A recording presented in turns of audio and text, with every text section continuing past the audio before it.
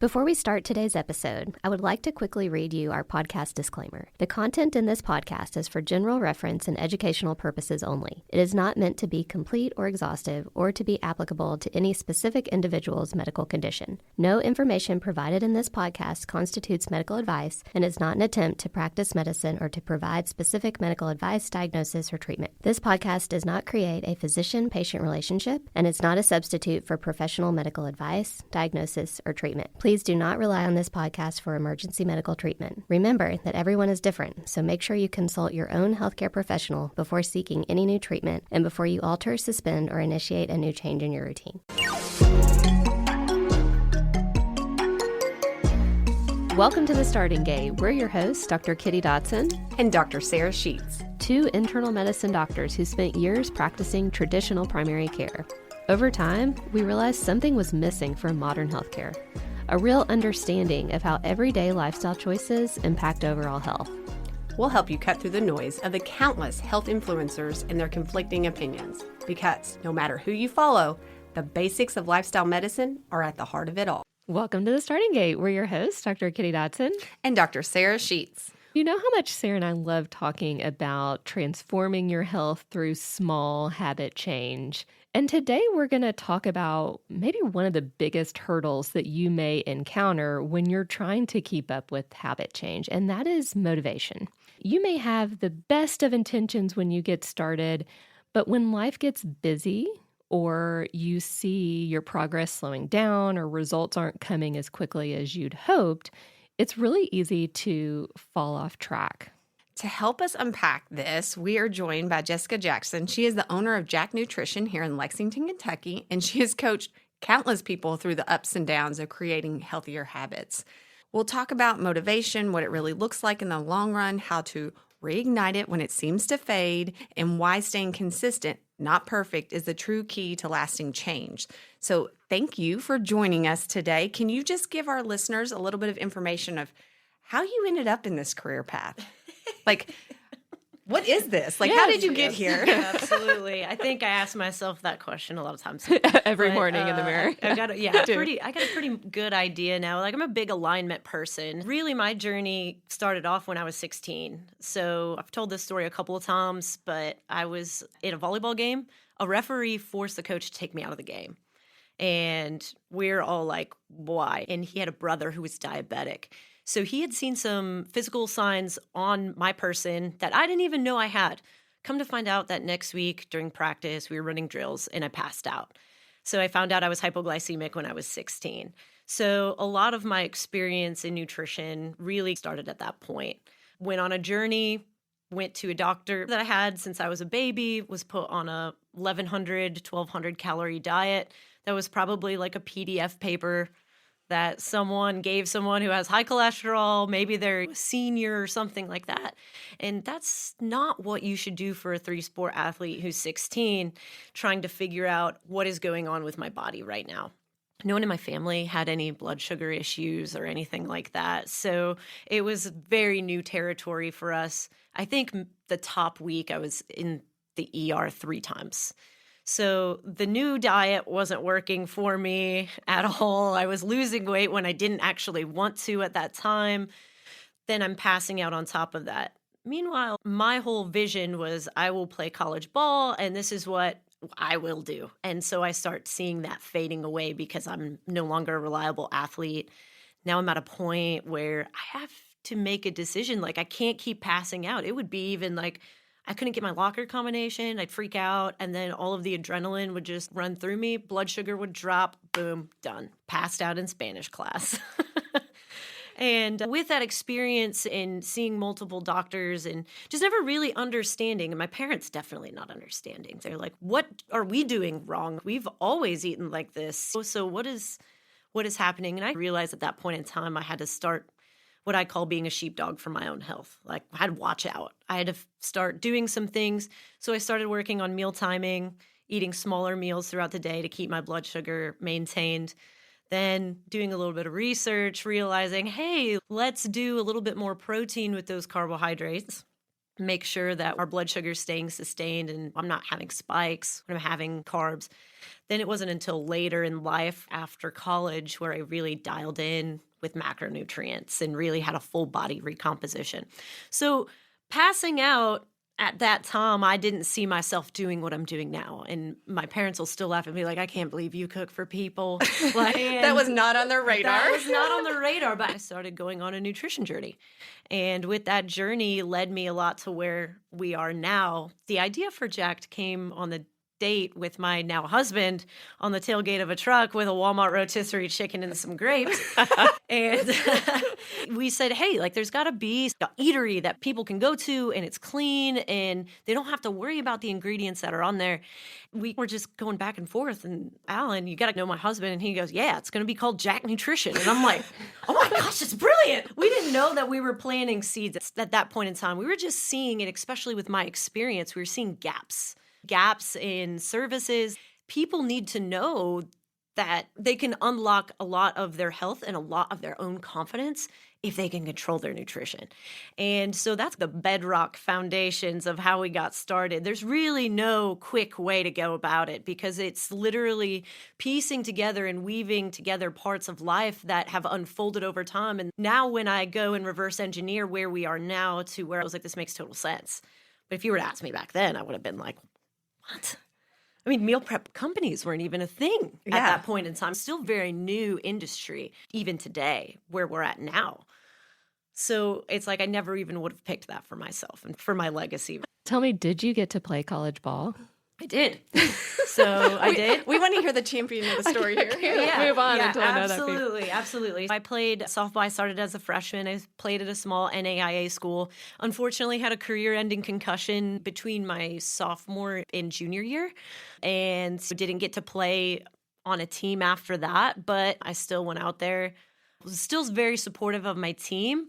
But then after sports ended, that was a whole nother journey in and of itself because all my identity was wrapped up in being an athlete. This is all I wanted to do. I wanted to play college ball. I wanted to experience that. And I had done it. And then it's now what? You wake up one day, you're a captain of a team. This is where you go. This is what you do. And you wake up and that's gone. Who are you now?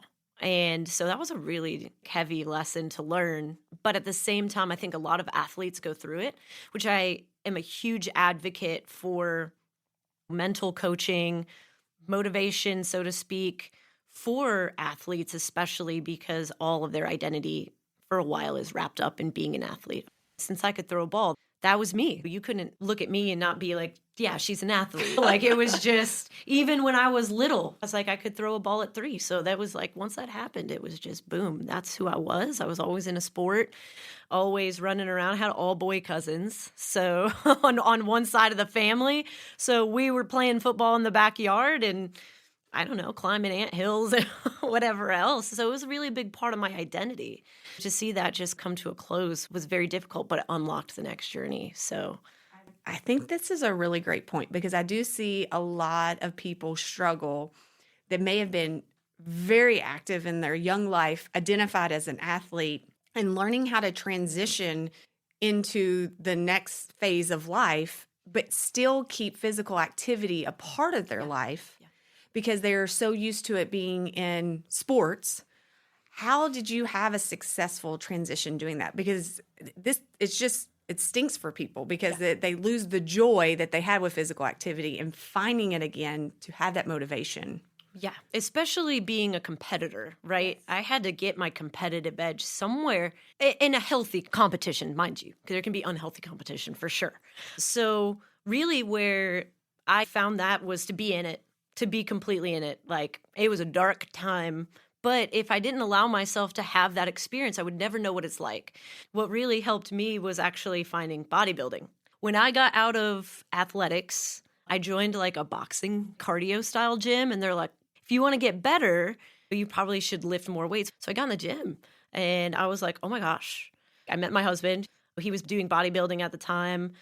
He's an engineer, so he was traveling out of town. He had the hot plate and a scale and all this stuff. I'm like, dude, this guy's either crazy or he knows what he's doing. So I just was curious. I asked questions. I was like, he's like making chicken in his hotel room. What in the world? Who is this?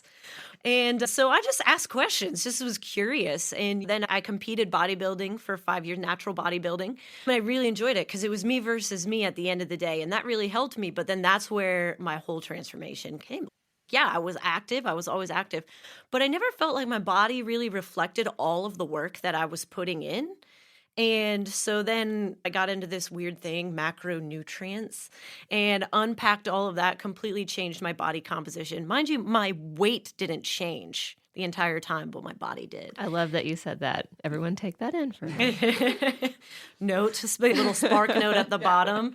And that was what really, I was like, oh my gosh, people need to know about this. And also, it even pushed me even further with I no longer was passing out anymore. I no longer had blood sugar issues. I had a body that I felt like reflected the work that I was putting in. But what really changed was dialing in that nutrition even more. I was doing good, but I wasn't doing great. So unlocking that journey for me was really awesome because it just made me aware. It was like a big awareness piece. And I'm like, oh my gosh, everyone needs to know about this. How do we let people know? Okay, I just want to tell everybody. Meanwhile, so was everyone else. And it was just, it's such an interesting thing because nutrition is really the master habit, right? But we don't think of it as a habit because it's survival at the end of the day. At its core, eating survival. But we've never been as sedentary as we are now. Food's never been more prevalent. So that's going to come with a lot more responsibility in the choices that we make because now we have to use discernment.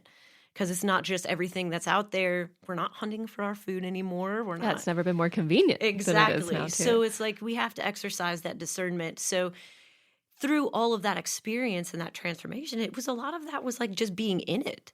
So like when we get back to the mental aspect, it's, hey, I've found that I can take what I had and learned as an athlete and I can use those skills anywhere. And it's, I look at that now, I'm like, duh. But at the end of the day, that's really what unlocked it for me. And it's, hey, being an athlete has become so much of the skills that I learned, adversity, hard work, discipline, all of those types of things were ingrained in me really young because of athletics. But I don't have to let that part of me die just because I'm not competing at a professional level or something like that. And I think that's a lot of time what happens. I have to give this up because I'm no longer doing this anymore. That's totally not true. You take maybe the athletic avatar of Jess, like professional Jess, right, has hung up her jersey, but at the same time, I can still channel that athlete version of myself when I go to the gym. Or when, I won a competitive edge or something like that. I was like, okay, we're going to put our professional athlete Jess hat on and here we go. And then in other areas, I become CEO Jess.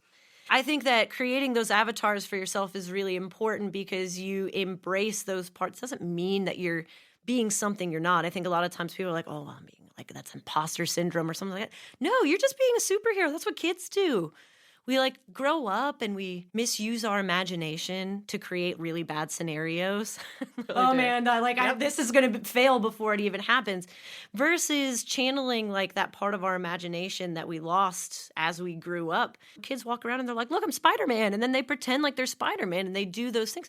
We can learn a lot from kids in that, in the same when we're adults. So I think that when we come back to tying everything together, going back to being an athlete and then having the mental struggles that you have is a matter of being like, I can still be an athlete. It doesn't look the same, but I'm going to put my athletic avatar. I'm really athletic superhero. When you put that avatar on and then you act that out and you do it.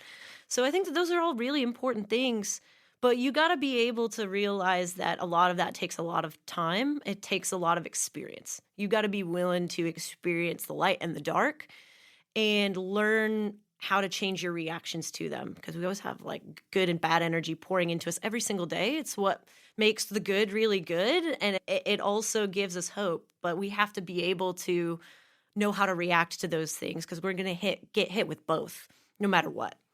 That is I like this idea of avatars. Kitty, we need to explore with this ourselves, what avatar we want to be channeling and test it out, because I totally see what you're saying is as we get older, we tend to just experience the world in a very fearful way because we're so afraid to not do something well. And so then we don't try at all. So we're setting ourselves up for failure because we're not even believing in ourselves that we can do something. And I think the same for health. So many people have fear of certain conditions or fear of their health becoming poor, but then they just stop there instead of experimenting with things like you did to see, does this actually make me feel better? And that's really what led you to finding nutrition, is you wanted to feel better. If everyone could change their thought around nutrition, and that's what's helped me personally, is instead of focusing on calories or, exactly what I'm eating, if I'm focusing on, I want to eat something that's going to actually give me a nutrient and make me feel better, I'm much more able to stick with that. How do you typically advise people to think about nutrition? You have to have a good relationship with failure.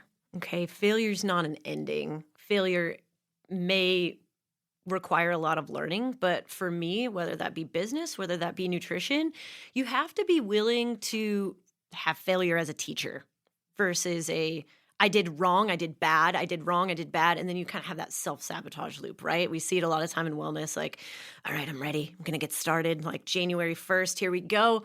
We have this loop. We have it to where we're really strict and we're following this plan. And then we have that all or nothing mindset. And we're really putting all the chips on the table. Like you don't get a really great return with all or nothing. You get the touchdown, that's great. But if you don't get the minimal yards and get the first down, you're not going to get anything. What's turnover on downs? Okay, I guess I'm just using football analogies out of nowhere, but it is the season. I was like, it's the right season. Yeah, it's fine. But if you get those like small wins, those small first downs, you can move down the field and get the same outcome. But if you go for the Hail Mary, you may not get anything. You have to think about that as a trend. And that's also to balance that out. That doesn't mean you shouldn't strive for excellence or to do the right thing. But what happens if we get super strict, we get this all or nothing mindset, then that birthday party happens or that day gets out of control. I had it yesterday. Like my day just got out of control. I actually thought the podcast was yesterday. So I was like all ready to go yesterday. And then the rest of the day just went really south. So I was like, I'm not going to be able to get all of what I wanted done in the day. That thought came up. Screw it. I'm not going to do it. And I'm like, wait a minute, hold on. We're still going to move the needle a little bit. But when we get in that all or nothing, that birthday party happens, life happens. We didn't prepare for the fact that we're going to fail during this journey. And so all or nothing. And then we self-sabotage. And then that makes us want to eat worse and be like, just whatever. I'll start back on Monday. And then we get back to, okay, I'm tired of the way that I feel. I really need a change. Super strict again. And so then we just keep going on that wheel of, okay, I'm going to start over on Monday. I don't remember what the original question was.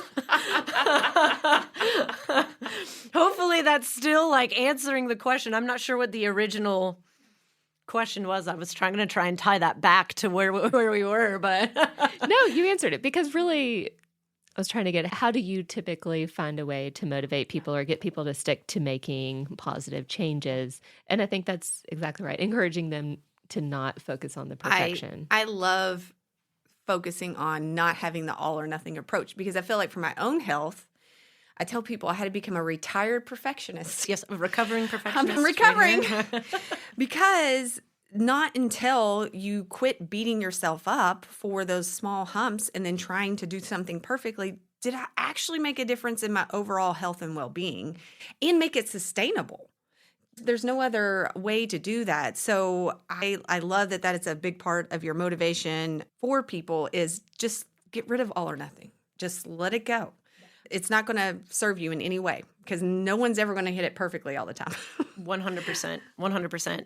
We use a coaching strategy, and I call it base camp. Of course, I'm a big hiker, big adventurer. So when you're going to climb a large mountain like Everest or Annapurna or something like that, you go to your base camp. It still takes a little bit of work to get to base camp. They don't just drop you off at base camp and then you start the ascent. So base camp is, what is the minimal amount of things that you want to accomplish in a day that will keep that voice in your head from being like, you didn't do anything today, like you failed, like today was a loss, like all of those types of things. What does that look like? What is the bare minimum, like the minimum dose to still keep the needle moving, or it's going to keep that voice away from that self-sabotage voice, right? And so base camp is really just sitting down with a client, and there is a foundation. You got to know what your core values are, and you got to know your mission in life. Bottom line. If you don't know those things, you don't have tools, you don't have a compass, you don't have anything to say, this is the direction we should go, or this is the direction we could not go. Because it's going to take you a lot of time if you don't have those discerning things. You got to know your mission and your core values. When you can sit down and establish those with yourself or your family, that's going to help you say yes or no to a lot of different avenues and in different areas, because that's what's going to keep you aligned in life. And when you're aligned, it doesn't mean that you're shielded from difficult things. You're not shielded from the difficult parts of the journey. You're not shielded from the weather, the things you can't control, all of that type of stuff, just like a climb. You're not shielded from those things, but it makes it worthwhile when you're moving in alignment versus this, I'm grinding, you're going to wear out. But when you're aligned, you're moving towards the mission. You're making decisions based on those core values, and it's keeping things like in the bumpers. It has the bumpers up like bowling, right? So it's keeping you from going in the gutter one way or the other. And that can accelerate your learning when you have those tools. So when you have a mission, you have core values, then you set up your base camp. What is your base camp like? Okay, for me, it looks like getting my steps in a day, protein, hitting that protein goal. It's not hitting all of my macronutrients, just the protein. Hit the protein, girl. Get it. Get that protein. Water, and then I do 100 push-ups, 100 squats, air squats. If I do that first thing in the morning, and a gratitude practice, that's huge. That's huge. Big gratitude person. Me too. Yes. My husband and I, we do that before bed every night. Yes. Gratitude is huge. We'll get into that, I'm sure, later. But so that's my base camp. If I'm doing those things, I may not get to the gym later in the day, but that's going to keep the voice inside of my head from being like, Jess, you didn't do anything today. You didn't move the needle. What the heck? Come on, let's go. And I'm not self-sabotaging anymore. So when you set up a base camp, that at least you do that first thing in the morning, you've checked off all your boxes on the day. And then that's a really great tool to be able to keep that self-sabotage loop from continuing to go. I love that thought. I've never really thought through it like that, but I've done that for myself. It does not involve 100 push-ups. Come on, Kitty. Let's see you bust them out over here. That's not all at once. Full disclosure, that's not all at once. You can break that up in whatever way. Just so you know. But I think that's a great way to think about it. And if you're someone that's listening that heard Jessica's base camp and thought, there's no way I could do all of that, realize that yours doesn't have to be that way. Your base camp could be that you're starting with 3,000 steps a day. Maybe I love to try to work in a few squats here and there if I'm unloading the dishwasher or something. Can you do something like that, even if it's just 10 in a day? And yeah, in one nutrient, can you get protein? Can you get fiber? Even just some, even if you don't have a specific goal, but make it so that you get some of that a day, and then you can feel good. And then other days you can be better. Yeah. But hitting those couple minimums, I think, is a great idea. 100%. And that's motivation really doesn't mean much of anything unless there's action, right? There's action, and then the more action you take should actually bring more motivation. So you want to manifest motivation when you feel like you don't have it, start taking action on something, and it's going to start getting you excited about it. For example, I have a functional vision board that I use because a regular vision board doesn't get me A to B. I need to know what I need to be doing in the next step here to get to the European vacation over here. So we need to know what those steps are. So I have a functional vision board. So I hadn't moved, and I have when I do something, it's all on Post-it notes. I have a large whiteboard in my kitchen, and it's full of Post-it notes. When I do something or when I get something done that's a task that's getting me to somewhere else, I put it in the evidence pile. So then when I feel like I've done nothing during my year, I have all of these Post-it notes over here. Okay, it's like I really did do stuff. And you really don't know that you've done them. It's like driving home when you're not paying attention. You're like, how did I get here? I don't remember driving down New Circle Road. I don't even know how I got here because we were spaced out thinking whatever. And we do that with our lives. And so we feel very unmotivated because we haven't stopped to be like, we have done some stuff today. So when you create action, that gets you excited about it. I had not moved anything. So I was like, okay, what's the lowest hanging fruit I can do here? We lost my grandfather over a year ago, and him and I used to play guitar together. And so he had Alzheimer's.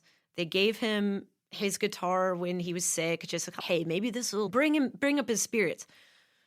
dude tore up the guitar. Like tore it up, like strings were broken off of it, like missing pieces.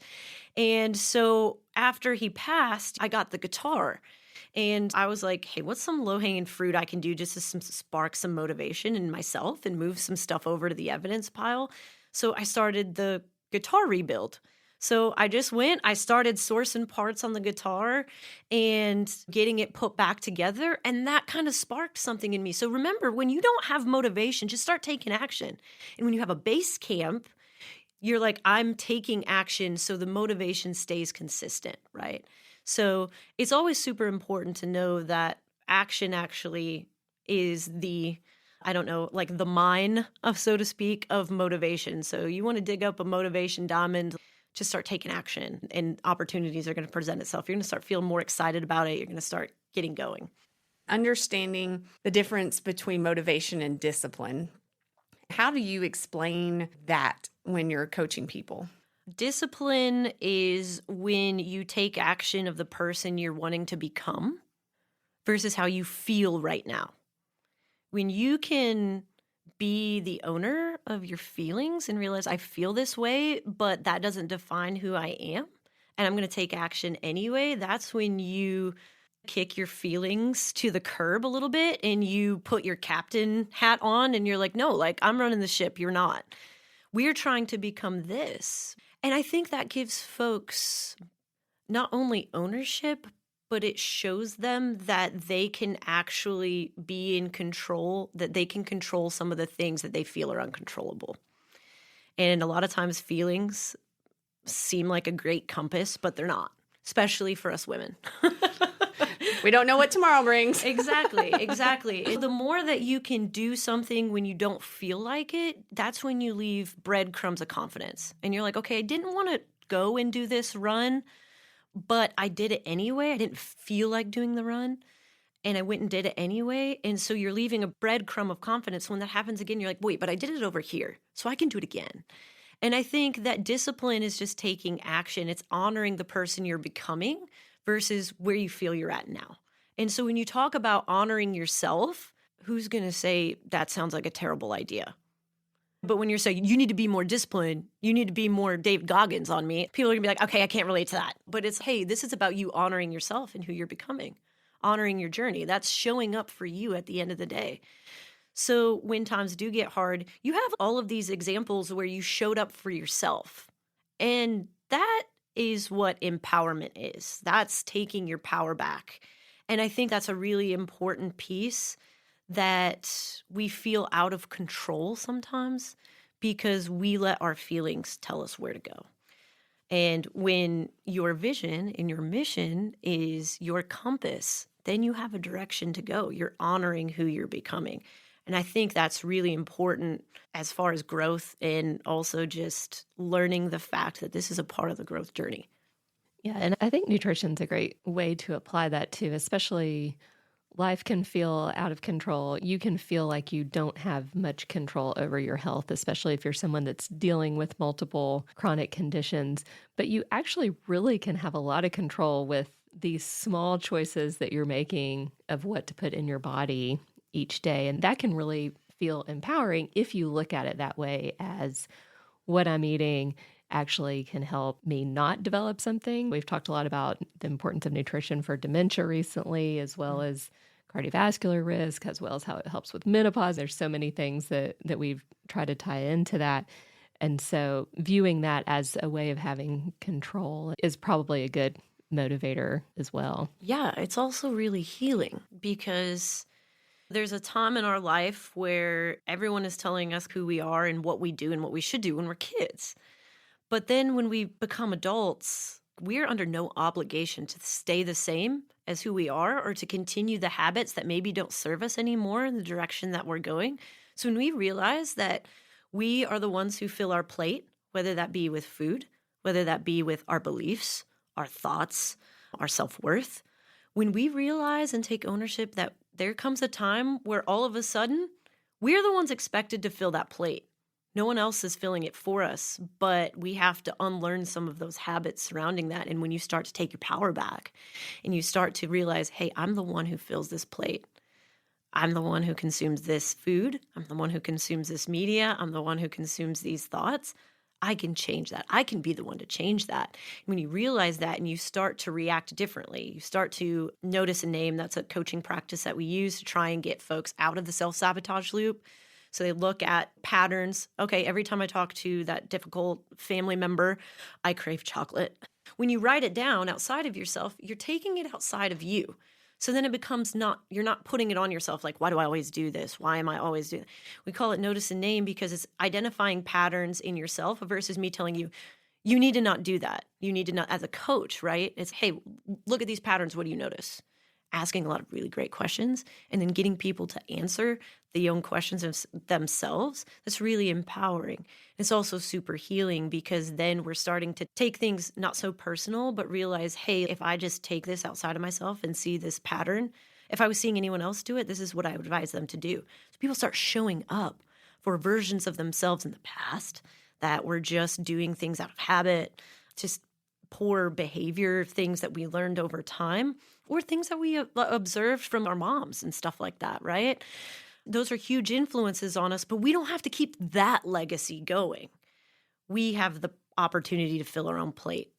But it's just like somewhere along the line, it's just we started doing that ourselves. It was like someone was helping us, and then boom, all of a sudden we're doing it, but we realize we're actually like copying a lot of patterns that really no longer serve us or who we're becoming.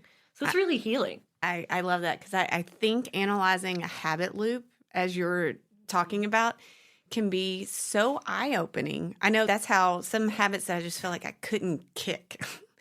When I actually looked at what was triggering it and either tried to replace it with a different habit or take care of that problem, I was finally successful.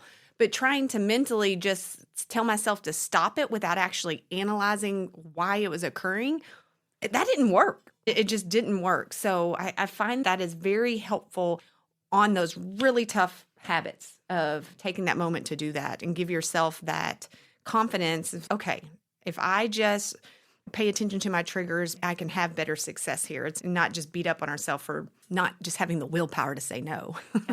Yeah. Are there any things you tend to hear from clients over and over that maybe they wouldn't think of that's a common trigger to be having these bad habits that they should really stop and think about it? Is that contributing to them not reaching their goals? That's a really good question. I can give you a good response right now. I don't think I can give you a great response. I think the big thing that I see a lot of clients do that kind of gets in the way is they think that they should be fixed. Like they think that they should have it all figured out. And the fact that they don't means that they're broken or there's just something about them that maybe this lifestyle is not for them. And I think that's why we go back to building a base camp, building a lot of self-awareness to realize and build the tools, because it's so interesting. People think they're broken, and also with the wellness industry, the way that it is and the way that it markets, it also reinforces that people are broken. So you need this in order to be this versus people being a part of their own journey. And I think that is something that we do really well with Jacked. That's why belief in self-worth is part of our pillars of nutrition. It has nothing to do with macros. It has nothing to do with the quality. But if you don't believe that you're not broken and that you're completely capable, you're not going to make this decision for yourself long term. So I think that's something that is really surprising to me when I have these conversations with folks, is that they are constantly looking outside of themselves for an answer versus going within and just really avoiding like the internal work, which is, I think that's the biggest differentiating factor. That's why we talk about wellness in, as I'm sure you all know, the whole person, serving the whole person, because a lot of times people know what to do. They know what to do. Like, you are in your own body. You know how you feel, all of these things. So why are you looking outside of yourself for all of these answers? It's always been that quick fix type thing. If I can even just put a Band-Aid on it, then it'll make me feel better enough to be able to dig into myself. But it's just like another form of avoidance and lack of ownership. So I would say that's the biggest thing. And that's probably one of the biggest hurdles that I see as far as mindset goes. I'm a big mindset person. So we can sit and analyze, hey, here's the struggles, but a lot of the things that folks are struggling with end up coming down to habits, behaviors, and beliefs. That's really great Yeah. because I do think we sometimes just want to gather knowledge, more knowledge, without actually thinking about why am I not able to act on this knowledge? And what is that internal belief or what is that struggle I'm not addressing that keeps sabotaging me? I know one that I always talk a lot about with patients is if we're not figuring out how to better manage our stressors and how that's weighing on us, it makes it really hard to work on your nutrition and accomplishing some of our other goals. So you really have to look at yourself as a whole person. It's not a one-stop shop. Knowledge without mileage is BS.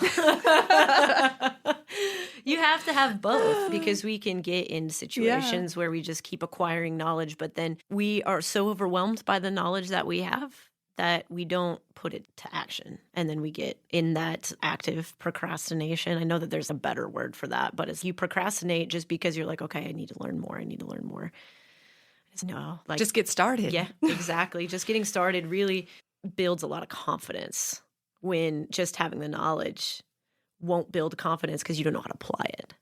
Yeah, and I think it's easy to get in that knowledge trap because I think what we've all said, and we say this every week on the podcast, is that to really make a change in your health, you have to be consistent. It's over the long term. It's not a short, easy fix. And I think sometimes when you're trying to just keep gaining knowledge, it's like you're hoping someone's going to say, oh, wait, no, they are wrong. There is an easy fix. You just need to do this one thing. And it's kind of like you're just waiting for that easier entry point. But what I would encourage you, if you are someone that is in this boat, because I was in this boat at one point as well, is just to pick something easy and just make that change and see yourself be successful at it. And then you can start building on it. And you really don't need more knowledge. You probably have way more than you already need as far as what you need to just get started on something. Now, we're getting ready to go into a very challenging time of year for many people. I know that it's okay, the holidays are coming and that all or nothing mindset just takes over. I'm just going to forget any goal I had in December, just forget it. It's not worth it. What do you find helpful for people to think about during that holiday season, other than just the base camp, which I love that idea, but is there any other pieces of motivation that you really have people try to tap into or advice that you provide? Because it is a challenging time of year for many. Yeah, absolutely. I mean, holidays get weird, not only because of the fact that the schedules get crazy, there's kids are off school, all of these types of things, but then you have a lot of memories tied to this time of year. So you have family members that are gone. And so a lot of people are experiencing certain elements of grief or even grieving the innocence of what Christmas time felt like for them. That's like really a lot of inner child work around this time. And then people don't understand why there's like lots of candy around. There's all of these things. And then all of a sudden it's flu season. Or is it like overdosing on sugar plus stress, plus change of schedule season, you know what I mean? I think base camp is usually what I equip most people with. So it's, hey, have something that's your bare minimum. But it's a case-by-case scenario. You have to set the expectation. Look, during the season, things are not going to be perfect, right? You can't sugarcoat it, no pun intended, but you can't sugarcoat it. It's just like with kids, right? Like you can't shield them from what they're about to experience. So you can't sit there and be like, you're going to hit every workout, you're going to hit everything. You say, hey, during this time, you're probably going to fail, you're going to fall short, okay? I'm just going to tell you that right now. How are you going to react to that? What tools have you learned throughout this year to do that? And I just say bookend your social gatherings and things like that with things that are beneficial. Okay, you ate a big meal, take a family member for a walk. You're going to go to a party, you don't have to drink, but if you are going to have a drink a bottle of water on the way, drink a bottle of water on the way back home. Find little ways to pepper in habits that are like, okay, I didn't completely fall off the wagon, all right? So we're doing good. So it's like little elements that you can do, and those are practical, But also when I coach folks, I have that conversation with them, but I'm going to teach them the tools of here's the questions to ask yourself when I'm not around to ask you the hard questions. Ask yourself, I'm going to this party. What am I going to do? Okay, I'll drink a protein shake before I go in. So I know that, number one, I'm going to go in. I'm not starving. And at the same time, then I'm still hitting my protein goal. So it's find little ways to have create a winning streak. You know what I mean? Like just a little winning streak. Hey, I didn't completely go off. I'm not asking you to completely avoid something. Create a win. And then also getting folks to look at the wins and find the gratitude throughout the gatherings and things like that. Because gratitude is really the alchemist tool of turning difficult situations into, but at least you're at a gathering and there's difficult family member there. And you're like, this was some really good pieces of the conversation, and have a gratitude practice to turn that into a win versus I'm going to stew on this for a long time. And I'm going to consume my negative thoughts on top of my sugar, on top of not moving. So it's just find little winning streaks. And I think that those things are practical. And I love that some of these questions have been framed with practicality being the beginning, because it's like, if you're taking advice from XYZ influencer who's 23, has no kids, is not going through the same thing, you're not even living in the same lifestyle versus, okay, I'm on the edge of perimenopause. My whole resources internally have completely changed and I'm heading into a stressful situation. Influencer over here is going to deal with that situation very differently. It's going to view it very differently than you are. So what are the tools that you can have? So practicality is super important, making sure you're aligning your goals with your lifestyle. And I think that when you marry those things together, it's more practical versus that all or nothing. Like, it's got to look like this or else it's a fail. What kind of questions do you have people ask themselves after the holidays when they are moving into the new year and really taking that time to think about what their goals are for the year? I love all your thoughts about self-reflection. What do you tend to tell people to reflect on before they set their goals? Did you hit your goal last year? Why or why not?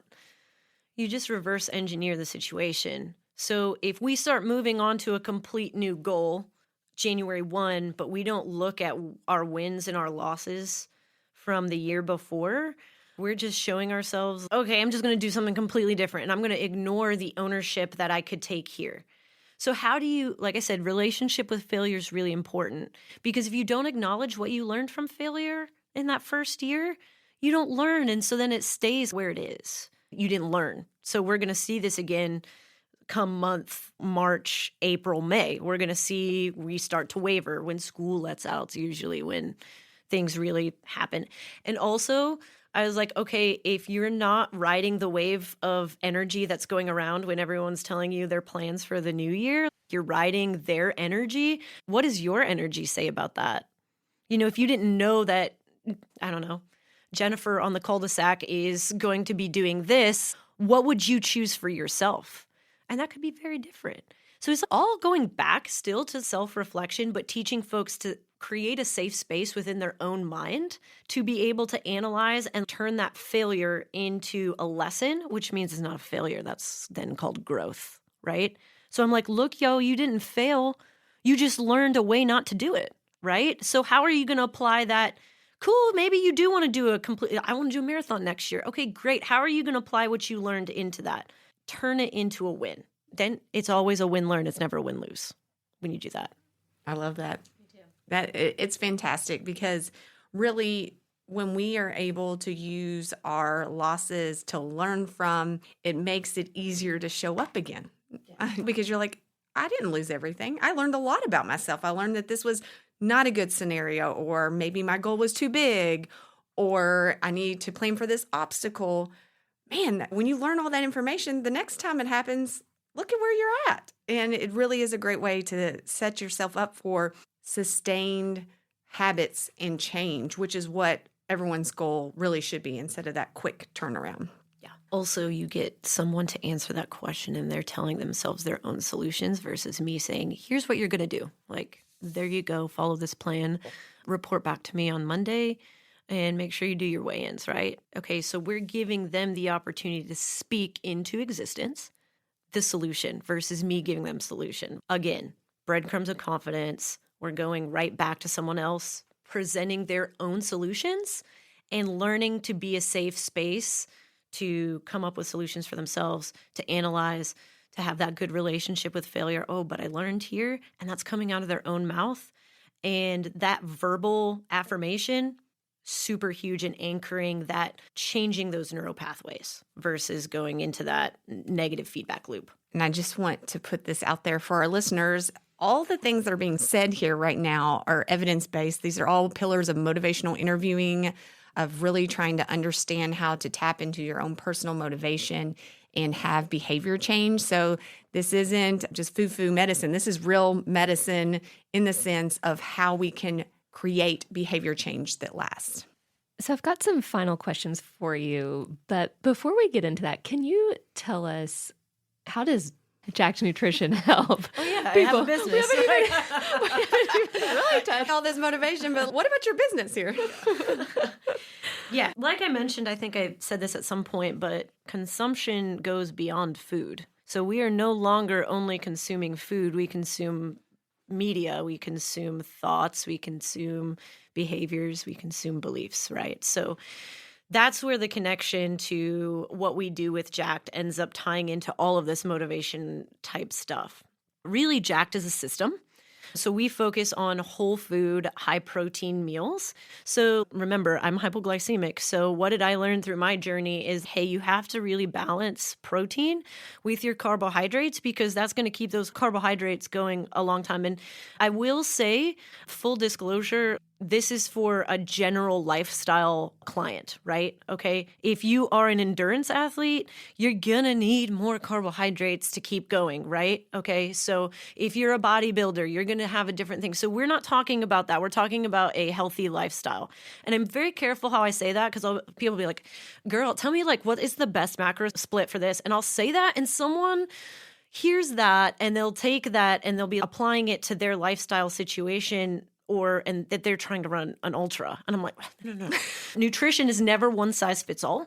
But the system of Jacked is balancing your carbohydrates with your protein, of course, getting high quality protein and high quality sourced meals. The one thing that I love about what we do is the energy in the room. That's a differentiating factor, okay? If you can't tell, I'm a passionate person, and that flows through my team. So when someone says something's made with love, that's a real thing. So my team's listening to personal development podcasts while they're plating meals. They're growing and they're going on their own journey, so they know exactly what it's like for our clients as well. So that's the energy surrounding what happens. That energy also is what's surrounding the relationships that we have being a Kentucky Proud company.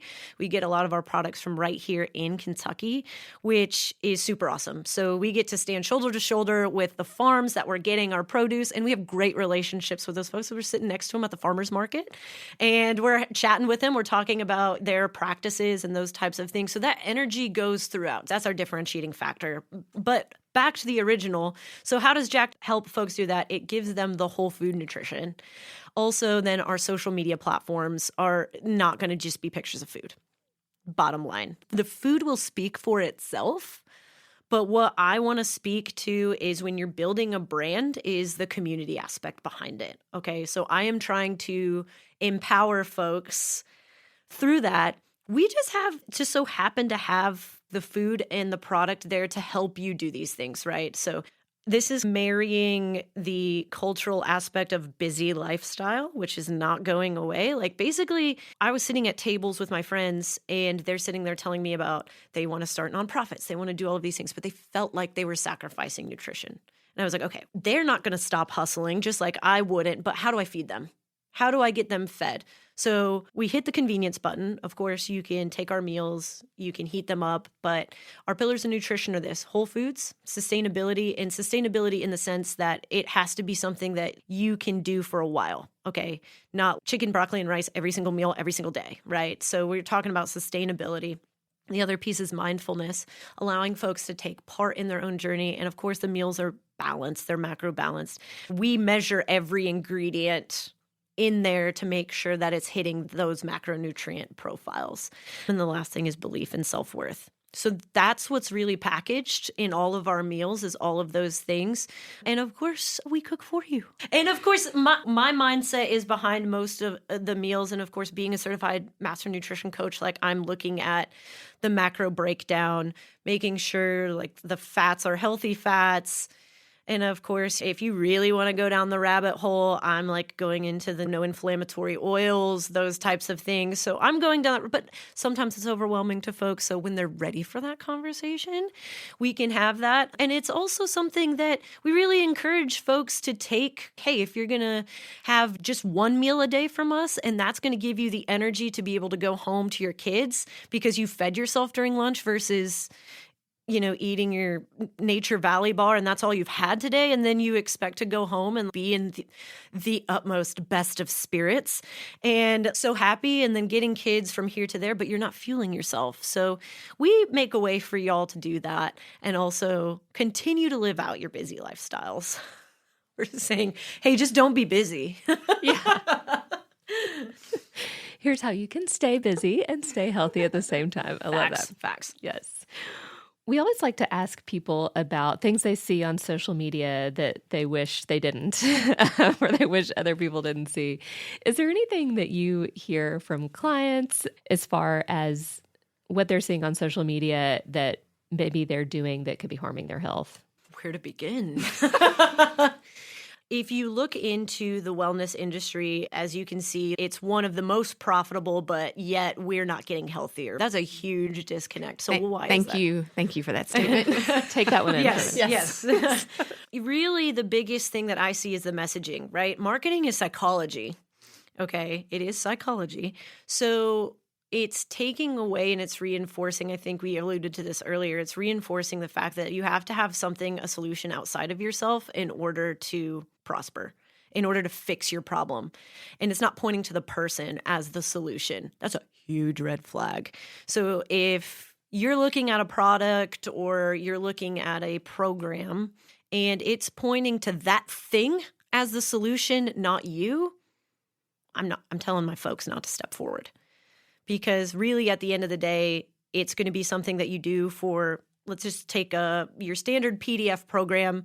Here's your standard PDF program. You get 1 week check-ins. Here you go. But this is going to make you, the best wife. This is going to make you this and this. It's pointing to that thing versus you looking at your own lifestyle. So then it becomes a distraction because you're not looking at yourself, and which we've talked about so much in this 45 minutes to an hour as to how self-reflection is a part of it.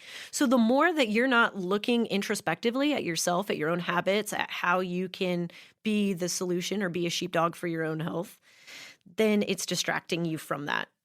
It's saying, without this, you can't be a good wife. Without this, you can't be whatever else. Like, you can't have a rockin' bod without this.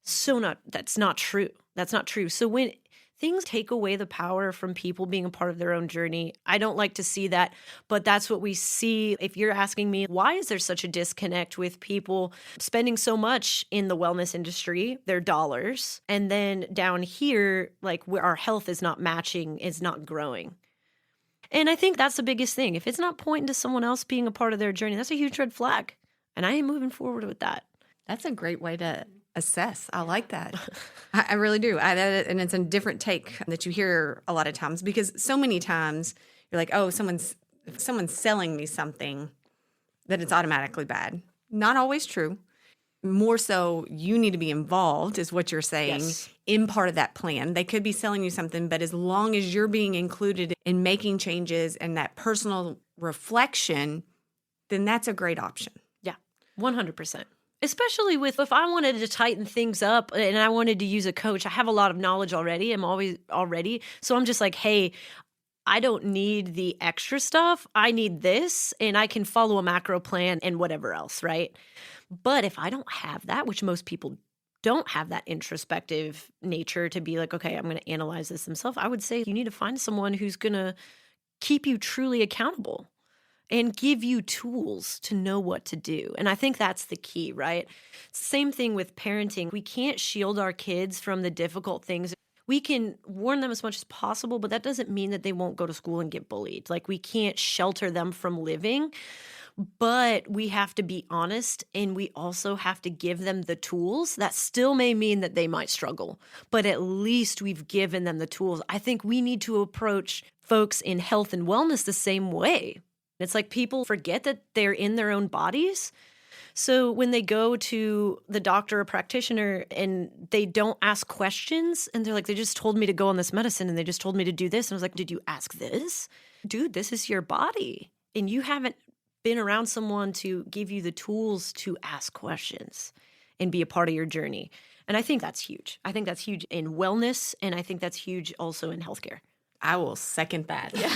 Yeah. And there's one thing that Kitty and I talk about a lot on this show is learning how to advocate for yourself in healthcare as well, because it's really important. You will have better success in healthcare and getting questions answered when you want to be an active participant and advocating for yourself and making sure that your message gets across and not just on the receiving end of everything. Yeah. What would you say is your favorite motivational quote or mantra that you remind yourself of every day, especially when that motivation is low? So I have a personal one. So this isn't wide known knowledge. For me, it's, in short, north of the ground. I woke up today and I was not buried in the ground. I'm not dead.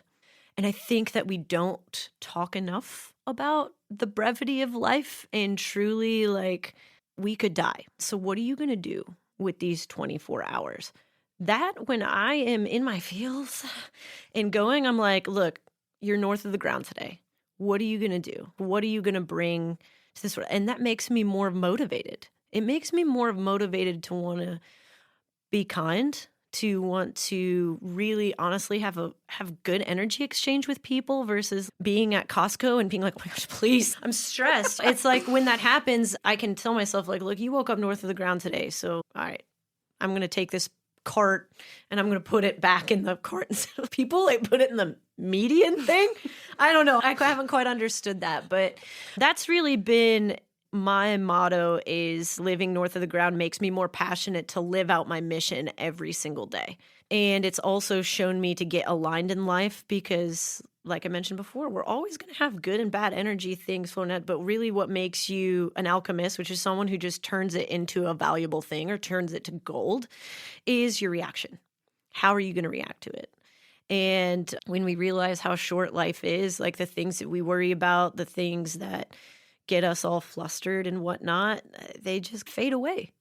And that's been my motto for quite some time. Maybe future name of a podcast. I don't know. Just a little Easter egg in there. All right. But being north of the ground is just a great reminder that we're part of a bigger picture, but also we're a small part of the bigger picture, which is that's the balance of life, right? Like, we're part of the galaxies and all of those types of things, but also at the same time, like, we're a really small part. So it's really humbling when you compare yourself to a galaxy.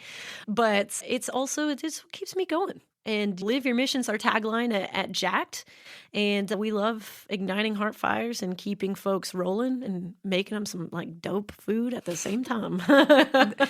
Speaking of that, how could our listeners find Jacked Nutrition as well as your social media accounts? And we'll be sure to also put them at the bottom of our show notes today. Yeah, right on. So you can follow Jacked Nutrition. I would recommend you definitely follow that if you're looking for some low-hanging fruit. We do a lot of education on there. I do Jacked 101, which is just little talks and slides and things like that. So you can find us on all social media platforms, Jacked Nutrition Lex, all one word. Also, you can come grab a high five from me and a meal at the farmers market. So we're at the Lexington Farmers Market Saturday and Sunday. And then I think in the winter, we actually will add Wednesday to that as well. So that's coming. And you can also go to jacked-nutrition.com. And if you're looking for some fun adventure stuff along the way, pictures of my dog, you can find me at Jacked and Jessica on Instagram or Jessica Nicole Jackson on Facebook. Awesome. You've given us such great motivation today. I feel more motivated after this talk. What about you, Sarah? I do. I needed this today. Yeah. I was a little sleep deprived this morning, so she's got me all I'm jazzed. Jacked up. I'm jacked, which is great. And we want you to tune in next week. So give a little thought to what is your base camp today, and we'll see you next week.